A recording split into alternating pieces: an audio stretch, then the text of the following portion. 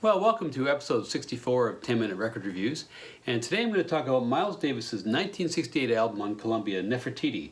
And what I have here is a Japanese repress of this. You can see the script down below. Has the classic OBI strip, which I've just tucked inside. Unknown year. Anyway, it's a great sounding pressing, like pretty much every Japanese pressing there is. So this is during the period of the second great quintet in the mid to late 60s, with Davis, of course, on trumpet, Ron Carter on bass, Herbie Hancock on keyboards, Tony Williams on drums, and the amazing Wayne Shorter on sax. This is his last fully acoustic album, and it's squarely on the jazz side of that boundary, on the other side of which lies fusion a few albums later. From a purist point of view, this is very clearly a jazz album. Bit of a wrinkle on the production side for this one. Teo Macero, who had done so much production for Miles before and would do more production subsequently, only produces 3 of the 6 tracks. The other 3 are produced by Howard Roberts, not the session guitarist. This is the other Howard Roberts, who was, like Macero, another one of Columbia's in-house producers. He'd also done records for Tony Bennett, Aretha Franklin, and Barbra Streisand, so he's no slouch. Probably better known, however, for his work on Broadway, and he received a couple of Tonys for musical direction in the 70s. When you talk about the second great quintet, you have to be conscious, I think, of the transition that Miles is forcing his jazz through once again here. This isn't as big a revolution as the modal jazz revolution or the cool stuff before or the fusion stuff which is to follow. It doesn't cause the furor that some of those revelations did.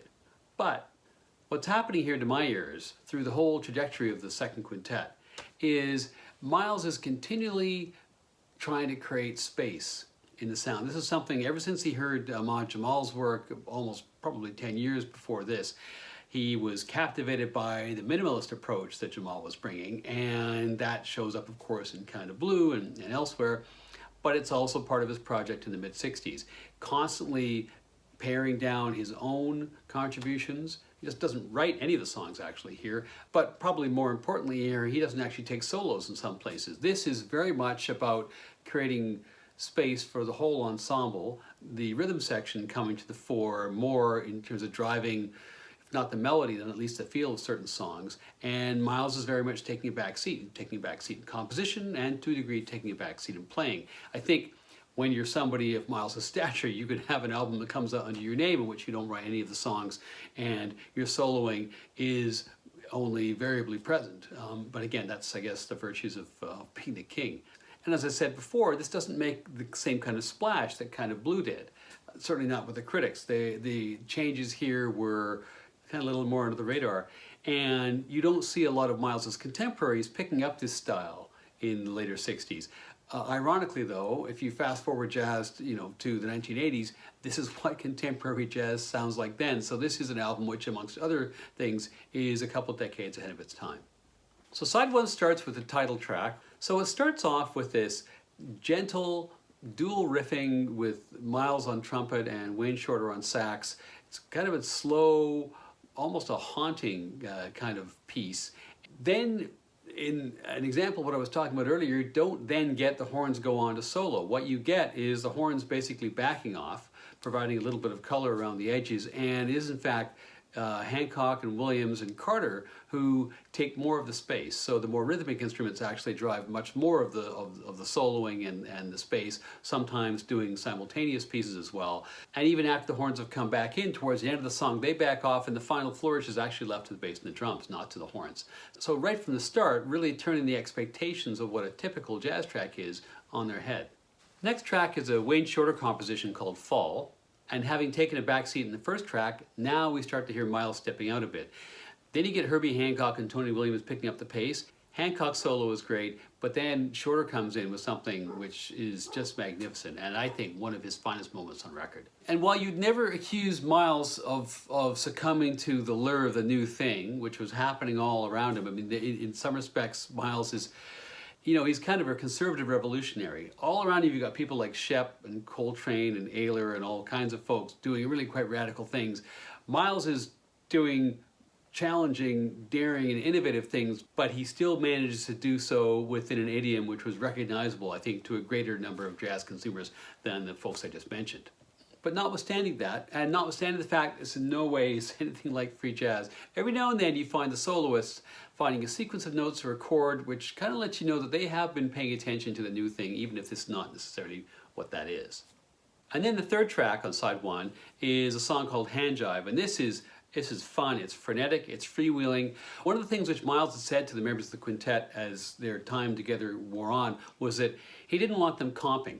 And comping simply means, you know, the basic kind of rhythmic chordal accompaniment which other jazz players in any particular group would play underneath someone else's solo. He didn't want that. He actually wanted them to engage, if not quite in soloing, in more complementary innovation rather than just, you know, do sort of comping along with the basic chords.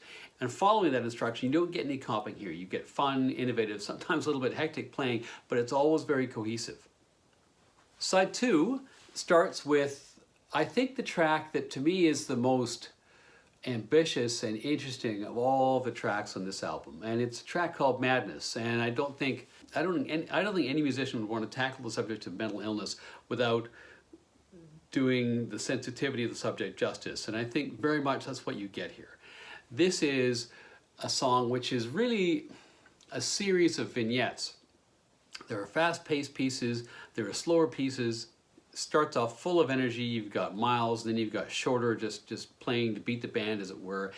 Then suddenly it's like there's a stillness and a calmness and a clearing and sunshine, and in comes Herbie, in comes Ron Carter, in comes Tony Williams, almost cavorting. There's a sense of lightness which was not there in sort of the heavy freneticism of the early part of the track. But then eventually, Williams picks up the pace and you're hurtling towards kind of a discordant finish.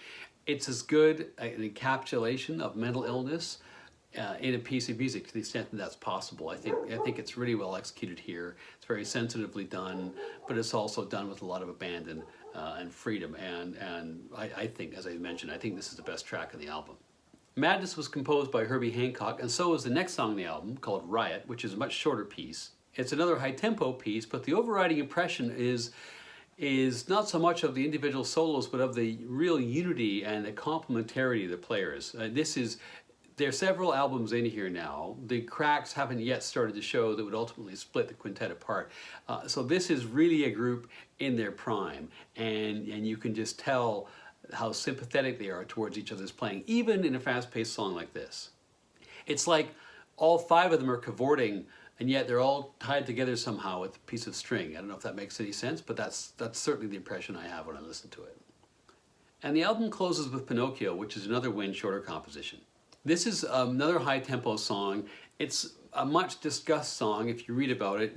Certainly, I'm no musicologist, and the key and chord changes and the more technical aspects of the song get discussed at a level way over my head.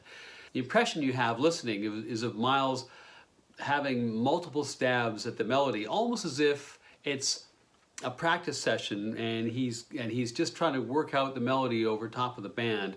And some people have suggested, well, okay, that's actually the impression he's trying to give, that the whole track is a bit of a play on this. I'm not so sure what the significance of the title Pinocchio is here. Maybe evoking some kind of apparent dishonesty. I don't know. As I said, that's over my head. But I do know it's a really interesting track, and it's got a kind of unusual ending where Herbie is just basically banging out some staccato chords, and there you go, Bob's your uncle. That's the album Nefertiti. Well, I think you have to say that an album where the second quintet is in peak form as they are here, it's pretty hard to give that anything less than 5 out of 5 stars. These are 5 legendary musicians really in sync with each other, trying some new and interesting things. There's not a lot of ego on display here. Miles is backed right off, and it's very much about the collective. I certainly find myself enjoying the freedom which the rhythm section has here. There are a bunch of great tunes, all written by different members of the same collective. It's a little bit spooky. Some say, oh, this album sort of points to a fusion. I actually don't hear this. What I hear is a band that's still quite firmly rooted in hard bop, even though they're clearly experimenting, and are just engaging in some incredible playing. There may not be sort of some of the standout moments that you get on other tracks, but the overall impact here is really of very cohesive unit and a very musically adventurous unit, and it's an exciting listen again and again. I never get tired of listening to it. So 5 out of 5 stars from me for Nefertiti.